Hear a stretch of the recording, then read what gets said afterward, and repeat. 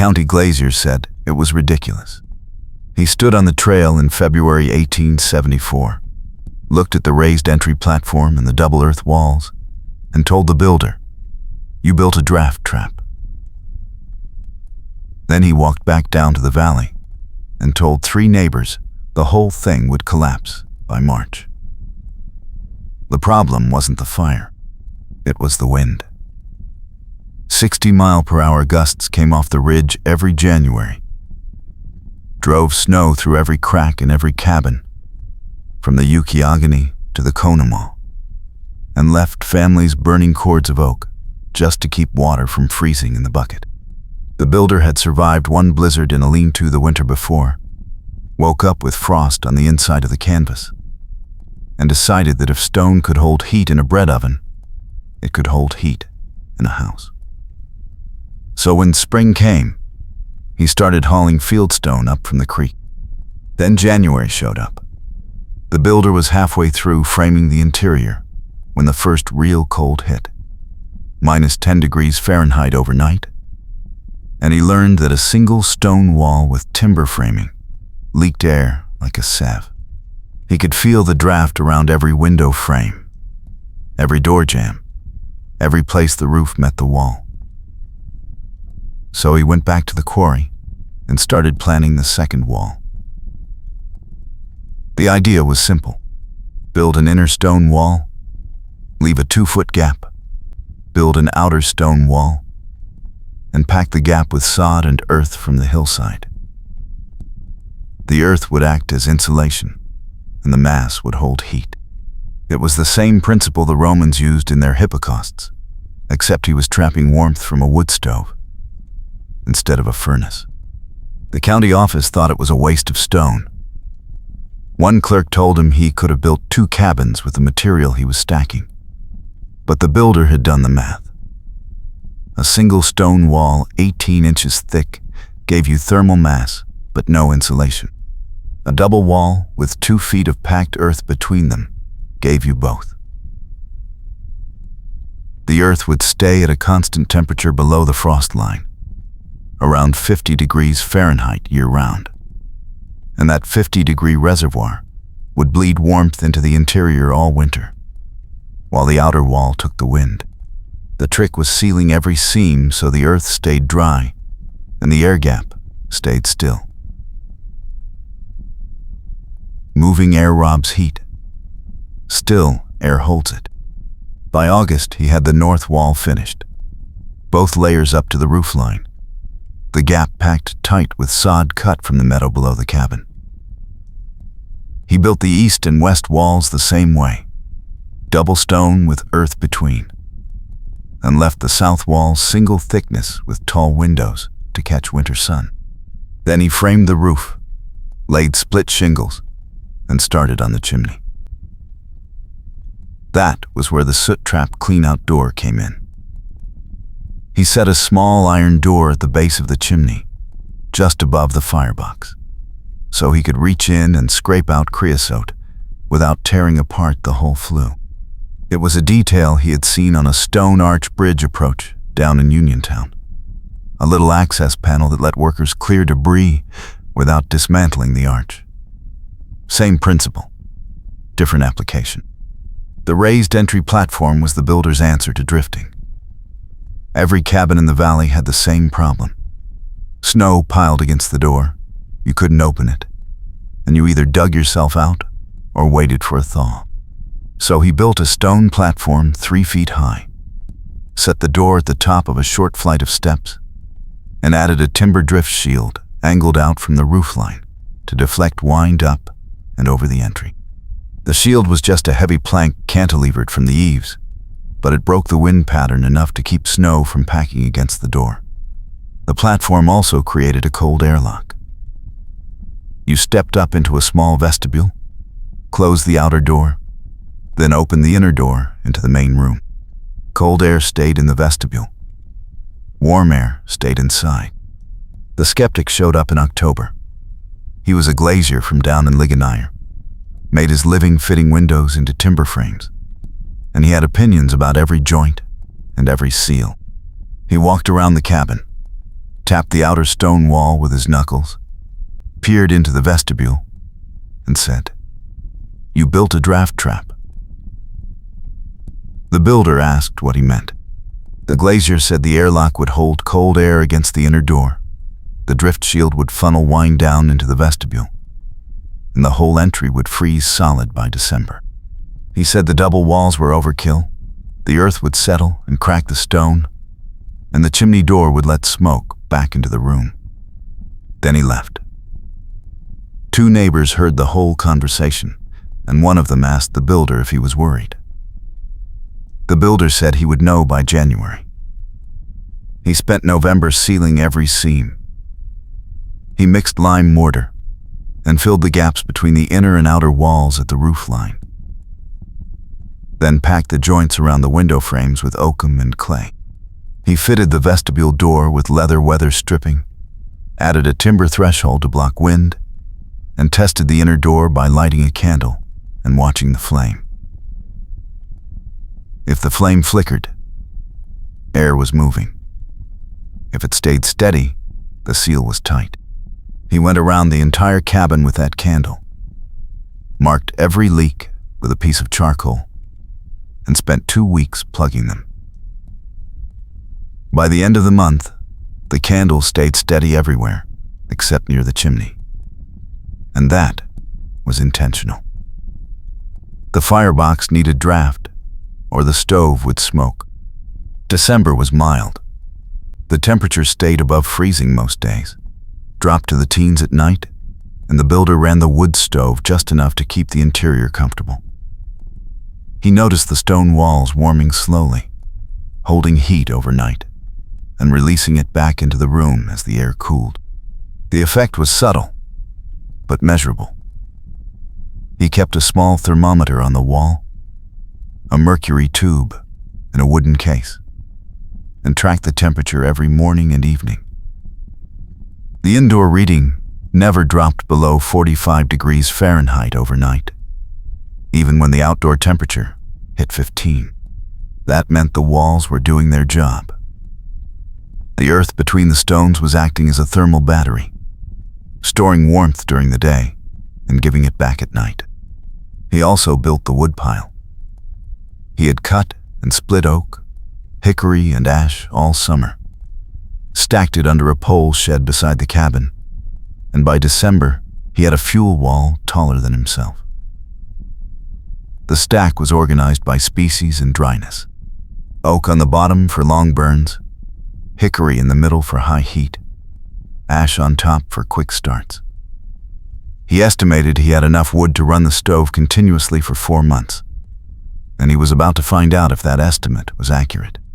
The test would come when the real cold arrived.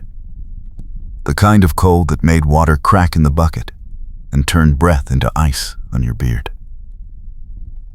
That was the night everyone in the valley would be watching. January showed up hard. The first week brought steady cold, low 20s during the day, single digits at night, and the builder burned through a quarter cord, keeping the cabin at 60 degrees Fahrenheit. That was higher than most families kept their homes, but he wanted to stress test the system. If the double walls could hold 60 degrees in moderate cold, they would hold 50 degrees in severe cold, and 50 was livable. The second week brought wind. Gusts hit 40 miles per hour, drove snow horizontally across the ridge, and found every weakness in every structure in the valley. The builder heard reports of families losing shingles, of doors blown open, of cabins so drafty they couldn't keep a candle lit. His cabin stayed tight. The drift shield took the wind, the vestibule stayed clear, and the inner door never rattled. Then, the overnight plunge hit. The temperature dropped from 20 degrees Fahrenheit at sunset to minus 15 by midnight, kept falling to minus 25 by dawn, and stayed there for 18 hours. Wind hit 60 miles per hour. The combination was lethal. Families down in the valley burned through their wood piles in a single night, woke up to frozen water and cracked mortar, and spent the next day thawing pipes and sealing leaks. The builder woke up to a cabin that felt like 50 degrees Fahrenheit inside, a wood stove that still had coals from the night before, and a thermometer that read exactly what he expected. He opened the vestibule door, checked the drift shield, and found it standing firm. Snow had piled on the windward side, but the entry was clear. The raised platform had worked. He went back inside and checked the candle test. He lit a candle, carried it around the cabin, and watched the flame stay steady beside every sealed seam. The oakum and clay had held. The leather weather stripping had held. The double stone walls had held. The earth between them had stayed at its constant temperature, bled warmth into the interior all night, and kept the cabin livable without burning through the woodpile. That was the turning point. He went to the shed, counted the remaining wood, and did the math. He had used less than a third of a cord during the coldest night of the winter. At that rate, his fuel supply would last until April. The test burn had barely touched the woodpile. The county clerk came up 2 days later. He had heard about the overnight plunge, heard that most cabins in the valley had burned a cord or more just to stay above freezing, and wanted to see the double-wall cabin for himself. The builder walked him through the entry, showed him the vestibule, the drift shield, the sealed seams, and the thermometer reading. 52 degrees Fahrenheit inside, -10 outside, and the wood stove running at half intensity. The clerk asked how much fuel he had burned during the cold snap. The builder said less than a third of a cord. The clerk wrote that down, walked around the interior tapping the stone walls, and said it was the most efficient heating system he had seen in 20 years. Then he asked if the builder would be willing to show the design to others. The builder said, yes.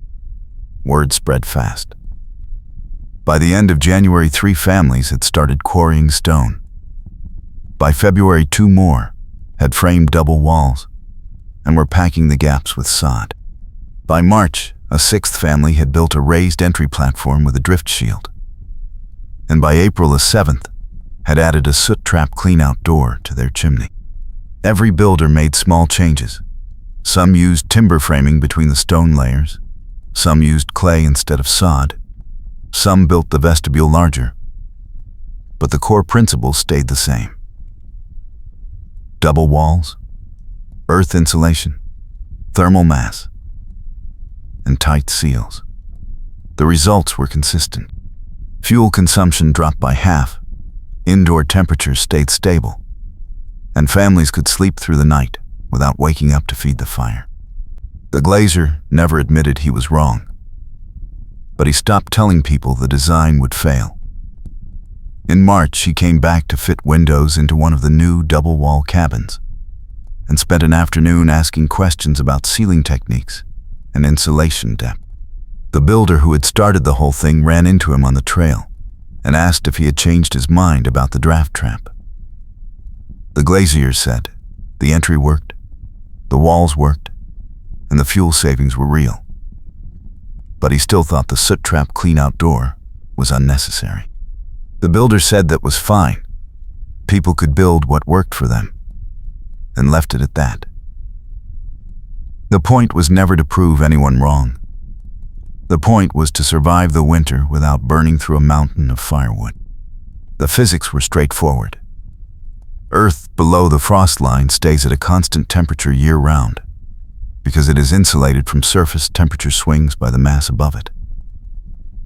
In the Laurel Highlands, that temperature was around 50 degrees Fahrenheit. When you pack earth between 2 stone walls, you create a thermal buffer.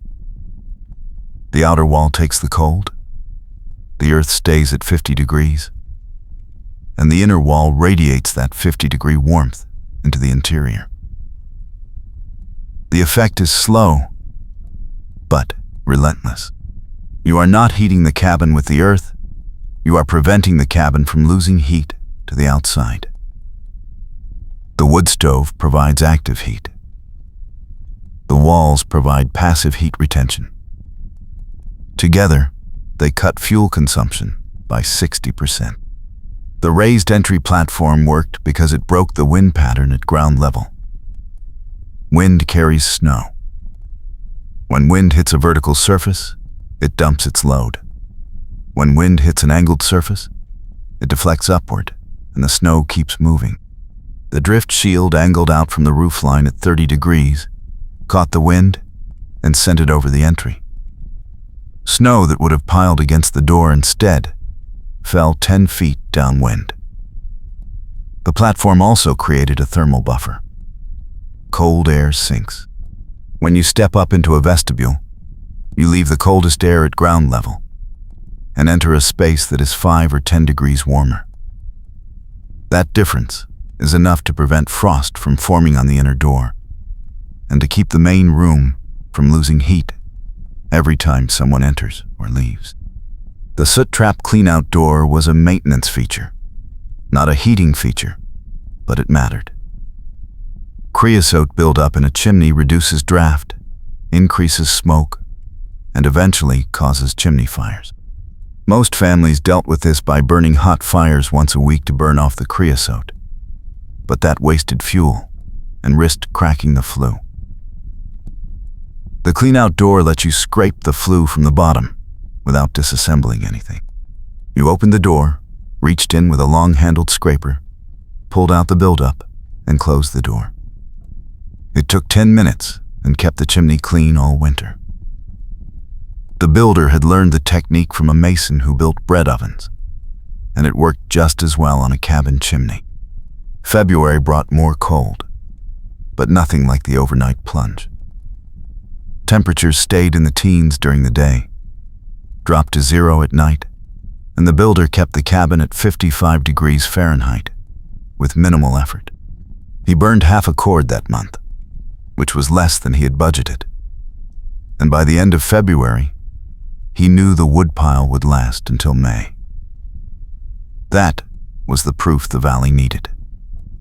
Other families were burning a cord a week just to stay above freezing. He was burning half a cord a month and staying comfortable. The difference was the double walls, the sealed seams, and the thermal mass. The innovation was not complicated. It was just physics applied correctly. March brought the first thaw. Temperatures climbed into the 40s during the day, stayed above freezing at night, and the builder cut back on the wood stove. The stone walls still held heat, but now they were holding warmth from the daytime sun instead of from the fire. The south-facing windows let in enough solar heat to keep the interior comfortable without burning any wood at all. That was another benefit of thermal mass. The walls absorbed heat slowly and released it slowly, which meant the cabin stayed at a stable temperature regardless of short-term weather swings. A timber cabin would heat up fast in the sun and cool down fast at night. A stone cabin with earth insulation would stay steady all day and all night. By April, 7 families had completed double-wall cabins, and 3 more were in progress. The county office asked the builder to write down the design specifications so they could share them with other settlements, and he spent a week drafting plans. He included measurements for wall thickness, insulation depth, entry platform height, drift shield angle, and chimney cleanout door placement. He also included a list of common mistakes, things that would compromise the system. Using green wood for framing, leaving air gaps in the earth insulation, skipping the weather stripping, building the vestibule too small. Each mistake would cost you 5 or 10 degrees of interior warmth, and in a hard winter, that could be the difference between livable and miserable. The innovation spread slowly, partly because building a double-wall cabin took twice as much stone and twice as much labor as building a single-wall cabin, and partly because people were skeptical until they saw it work. But by the winter of 1875, 12 families in the valley were using the design. And by 1876, that number had doubled. The fuel savings alone justified the extra work. A family that burned 8 cords of wood in a single-wall cabin burned 3 cords in a double-wall cabin. And that meant less time cutting, splitting, and hauling. It also meant the forest lasted longer. A hillside that could support 2 families for 10 years could support 5 families for 10 years, if everyone used half as much wood. The technique faded when coal became cheap and accessible. By the 1890s, families could buy anthracite delivered to their door, and coal burned hotter and longer than wood. By the 1900s, most new cabins were built with single timber walls and coal stoves, and the double-wall sod method was forgotten.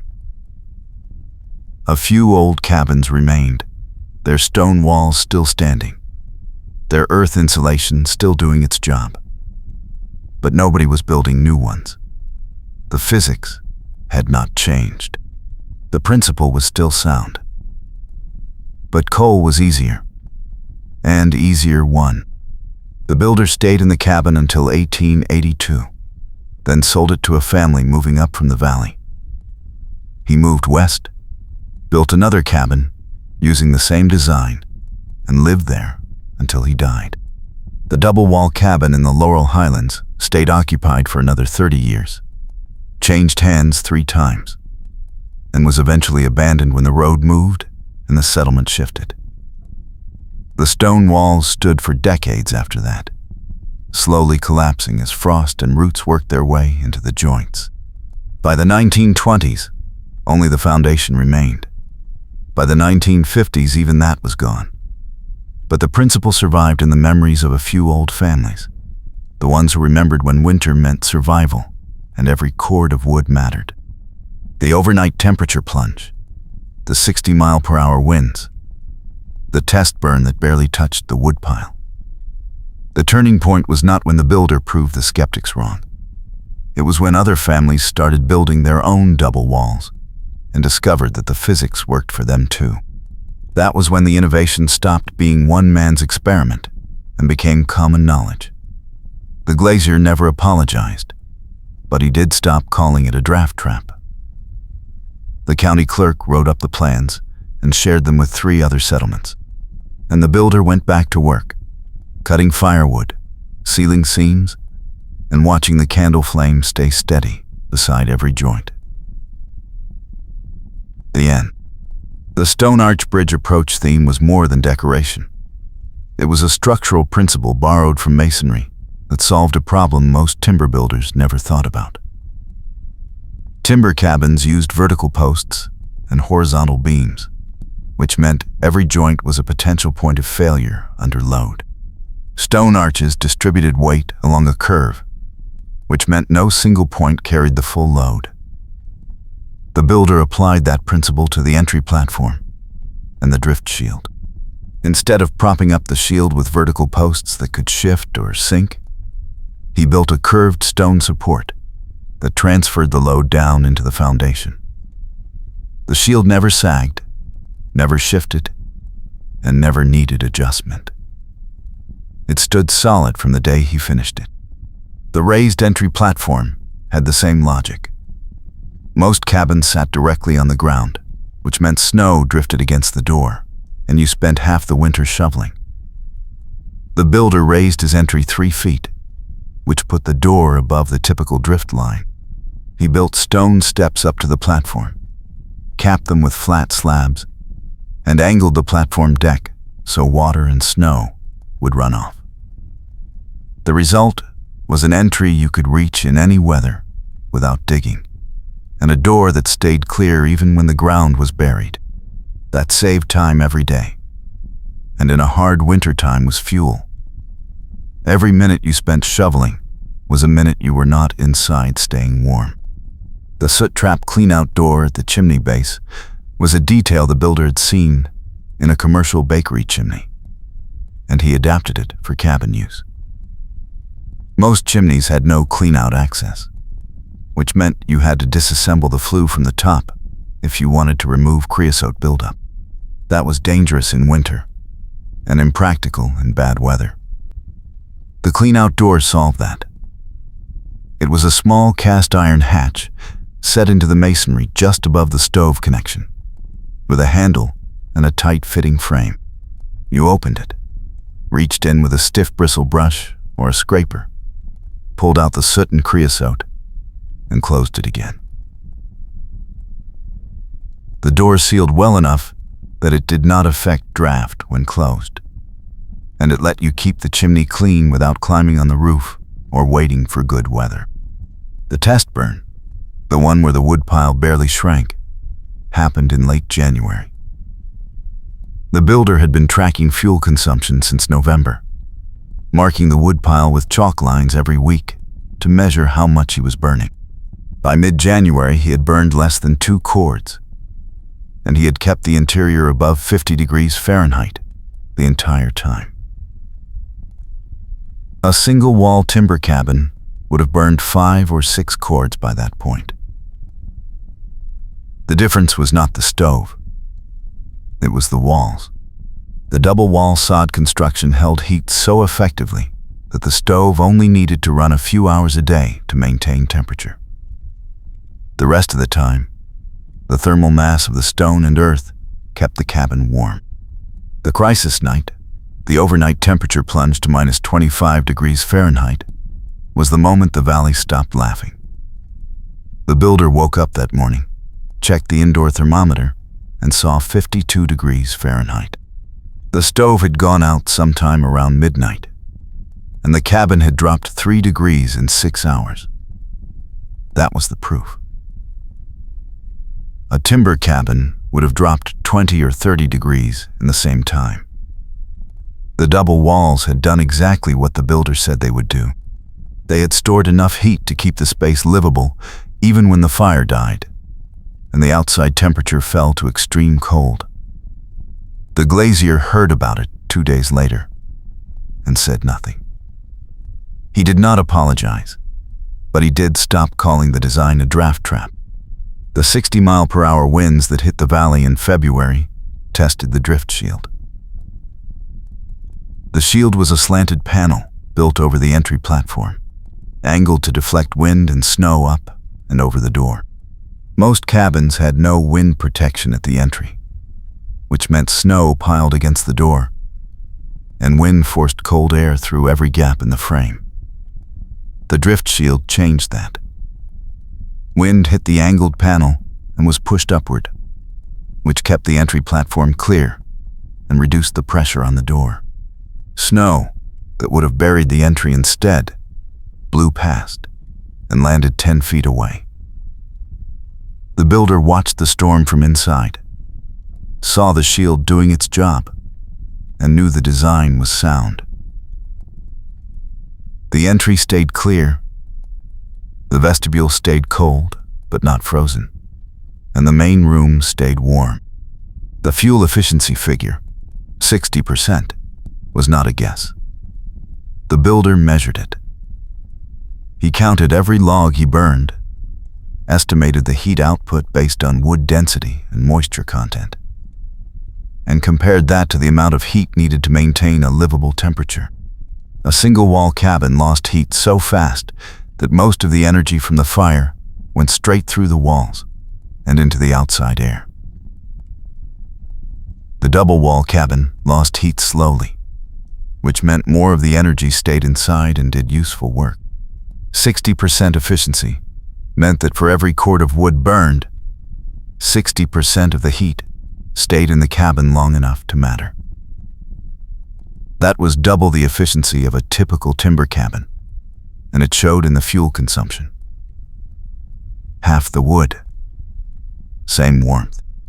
The woodpile was a visual proof that convinced more families than any explanation could.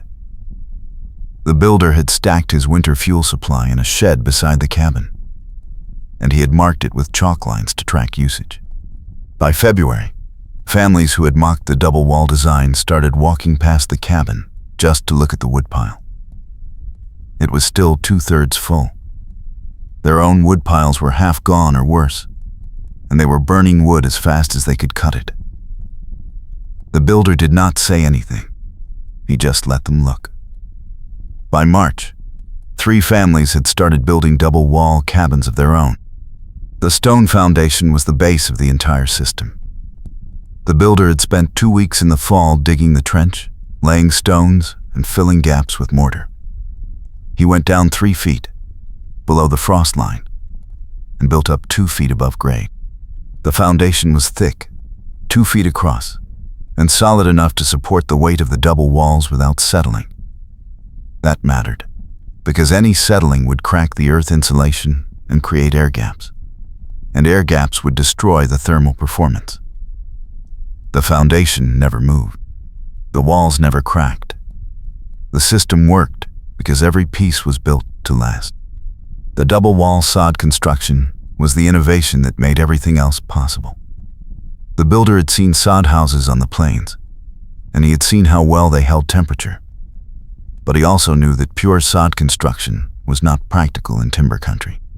There was too much rain, too much freeze-thaw, and sod walls without stone support would slump and fail. So he combined the two. He built an inner stone wall, then built an outer stone wall 3 feet away, and filled the gap with compacted earth and sod. The result was a wall that had the thermal mass of stone, the insulation value of earth, and the weather resistance of both. It was heavier, slower to build, and more expensive than a timber wall, but it performed better in every measurable way. The inner stone wall was laid with tight joints and good mortar, because it had to be airtight. Any gap would let warm air leak into the insulation layer, where it would condense and freeze. The outer stone wall was laid more loosely, because it only had to keep rain and snow out. The gap between the walls was filled in layers. The builder shoveled in earth, tamped it down, added sod cut from the hillside, tamped again, and repeated until the gap was full. He watered the fill lightly to help it settle, then let it freeze solid over the winter. By spring, the insulation layer was as hard as concrete and just as stable. The vestibule entry, the airlock, was a feature the builder had copied from a fish packing house he had seen on the coast. The packing house used a double-door entry to keep cold air out while workers moved in and out. The builder applied the same idea to the cabin.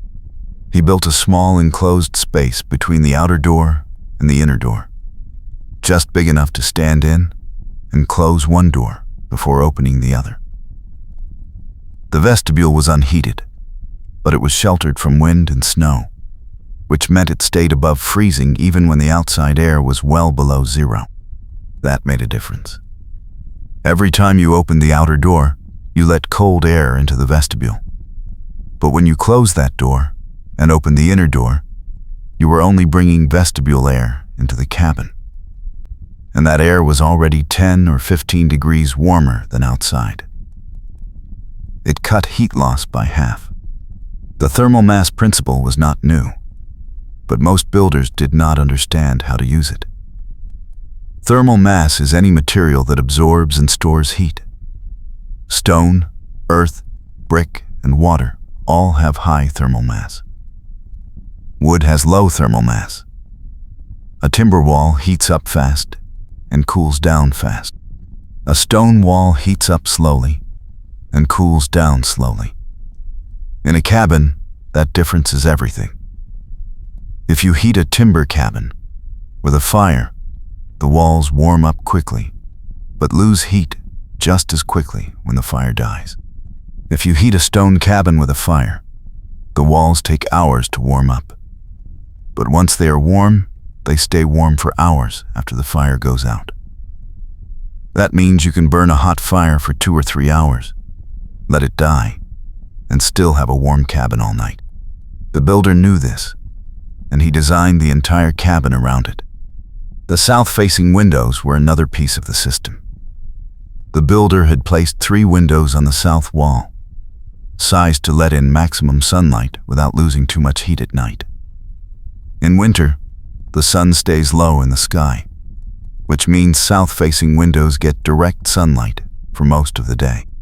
That sunlight heats the stone walls, and the walls hold that heat and release it slowly. On a sunny winter day, the builder could leave the stove unlit and still keep the cabin at a comfortable temperature just from solar gain. On cloudy days or at night, the stored heat in the walls kept the cabin warm. It was passive solar heating, and it worked because the walls had enough thermal mass to store the energy. The window shutters were insulated, another detail that most cabins skipped.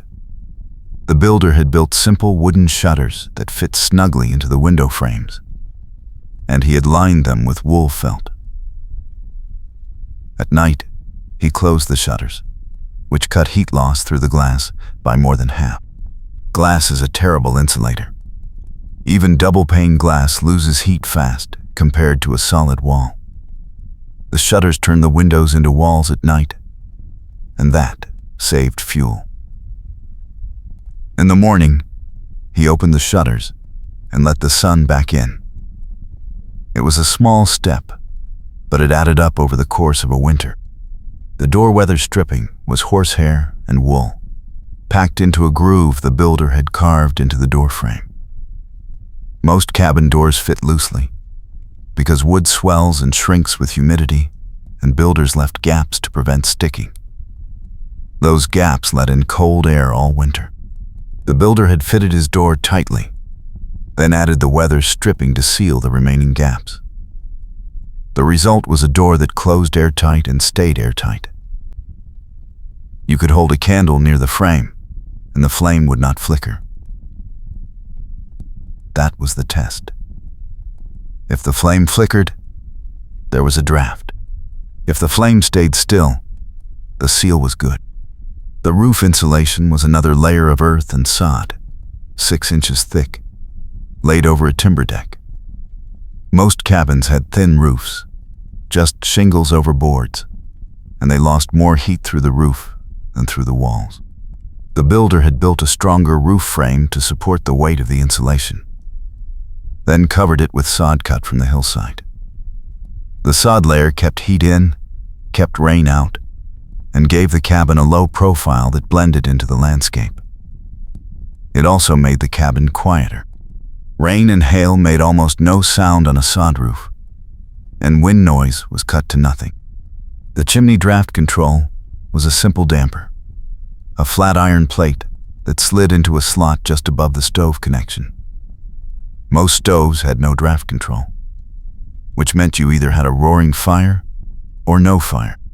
The builder had installed a damper that let him adjust airflow, which meant he could keep a slow, steady fire going all day without burning through his woodpile.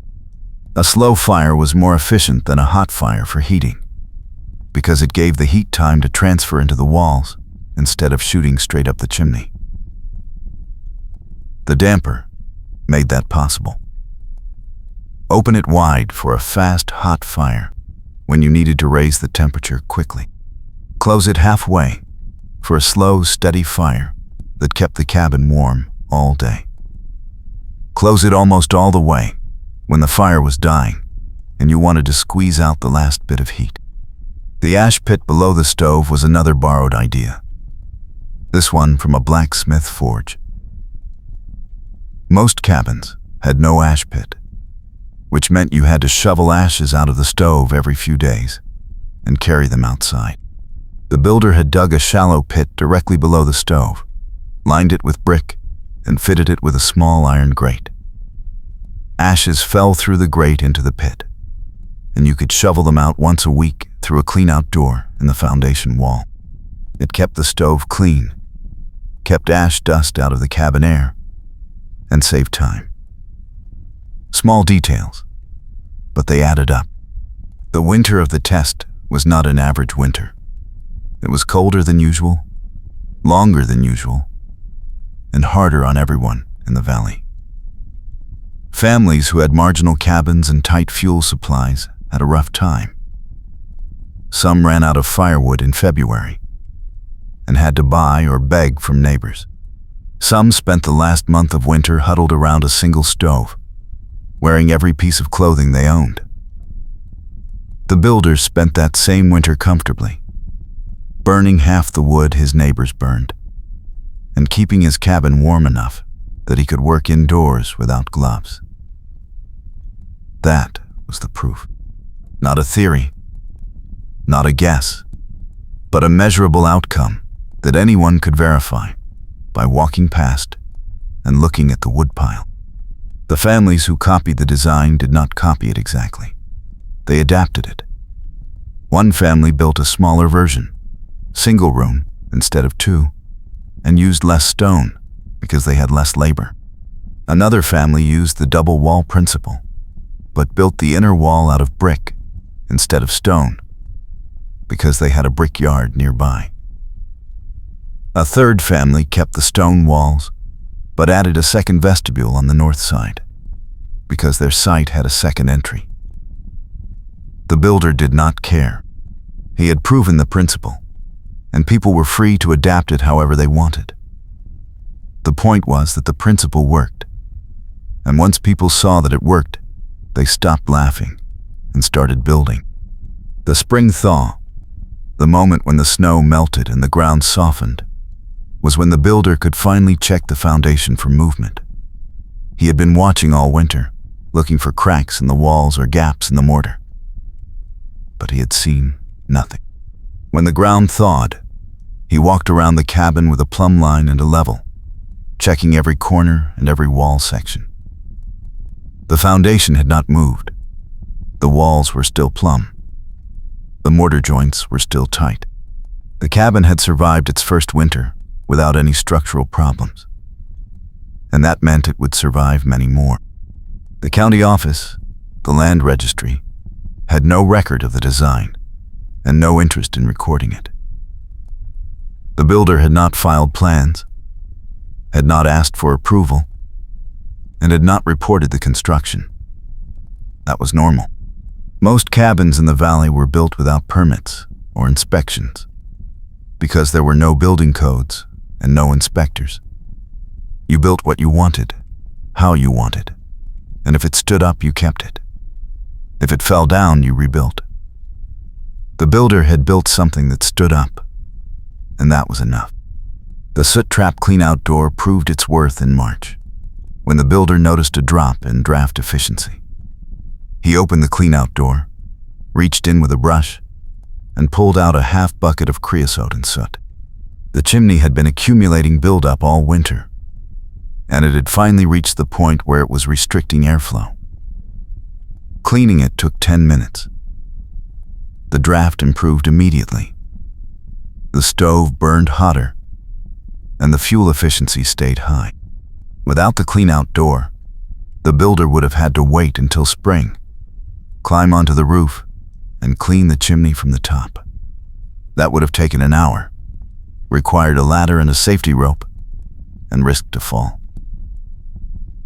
The cleanout door made chimney maintenance safe, fast, and practical in any weather. The drift shield took one more test in late February, when a storm dropped 2 feet of snow overnight and buried half the cabins in the valley.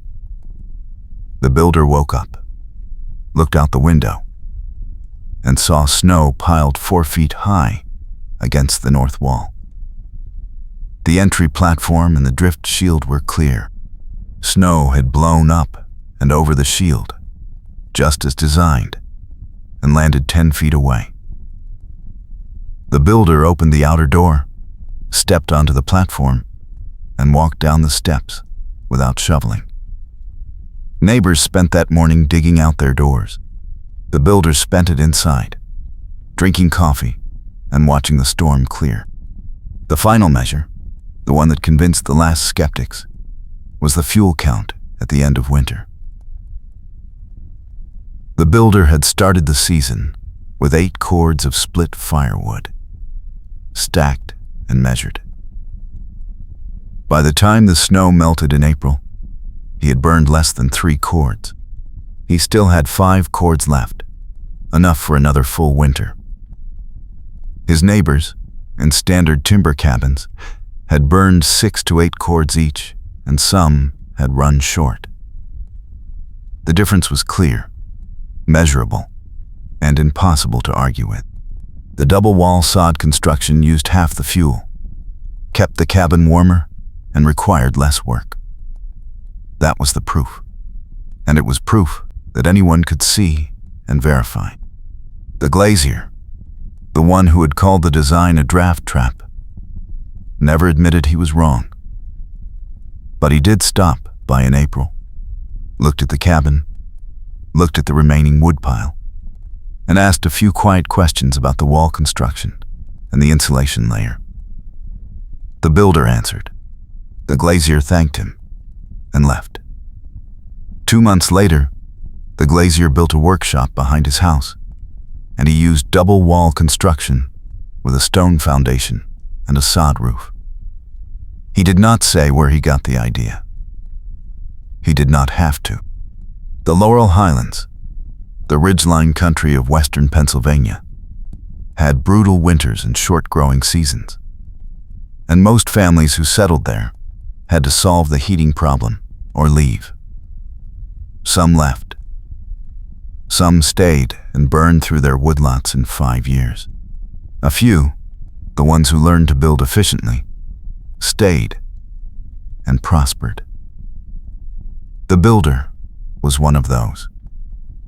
He had taken a principle from masonry, applied it to timber country, and built a cabin that worked. It was not elegant, not fancy, not notable by any standard except performance, but it performed, and in a hard winter performance was the only thing that mattered. The end.